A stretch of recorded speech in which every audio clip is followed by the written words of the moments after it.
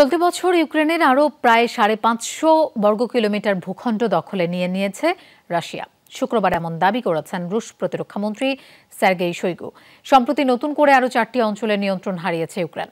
শক্ত প্রতিরোধের দাবি করলেও মস্কোর রণকৌশল আর ক্রমাগত হামলায় কিয়েভ যে ক্রমেই কোণঠাসা হয়ে পড়ছে তা স্পষ্ট বলে মনে করছেন বিশ্লেষকরা।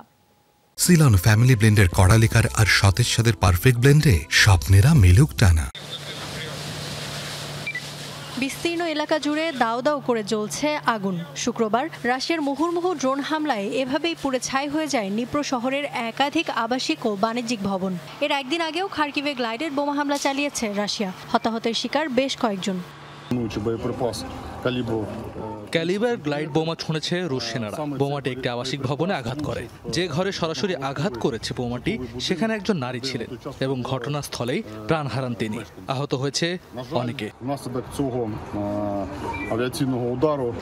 গেল ৬ মাস ধরেই নিয়মিত ইউক্রেনের বড় বড় স্থাপনায় হামলা চালিয়ে আসছে রাশিয়া। প্রায় প্রতিদিনই খবর মিলছে অস্ত্রঘাঁটি, যুদ্ধবিমান ও ভারী অস্ত্র সরঞ্জাম ধ্বংসের।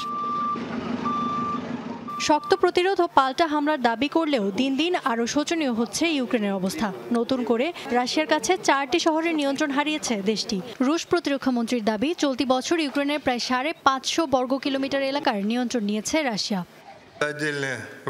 ইউক্রেনের সেনারা খুব চেষ্টা করছে ফ্রন্টলাইনে অটল থাকার, কিন্তু রুশ সেনাদের রণকৌশলের কাছে বারবার পিছু হতে বাধ্য হচ্ছে তারা। এ পর্যন্ত প্রায় ৫৫০ বর্গ কিলোমিটার জায়গা দখলে নিয়েছি আমরা। যুদ্ধের শুরু থেকেই পশ্চিমাদের সহায়তা পেলেও গত ৬ মাসে অস্ত্র সরঞ্জামের তীব্র সংকটে ভুগছে ইউক্রেন। বিশেষ করে গাজা ইসরায়েলের অভিযানের কারণে পশ্চিমাদের কাছে দেন দরবার করেও সুবিধা করতে পারেনি কিয়েভ। সম্প্রতি যুক্তরাষ্ট্র নতুন করে বড় অঙ্কের সামরিক সহায়তার ঘোষণা দিলেও তা পৌঁছাতে সময় লেগে যাবে ২ থেকে ৩ মাস। ততদিন রণক্ষেত্রে কিভাবে টিকে থাকবে ইউক্রেন তা নিয়েই দুশ্চিন্তায় দেশটির সেনারা। ইফাত আরা খন্দকার, যমুনা নিউজ।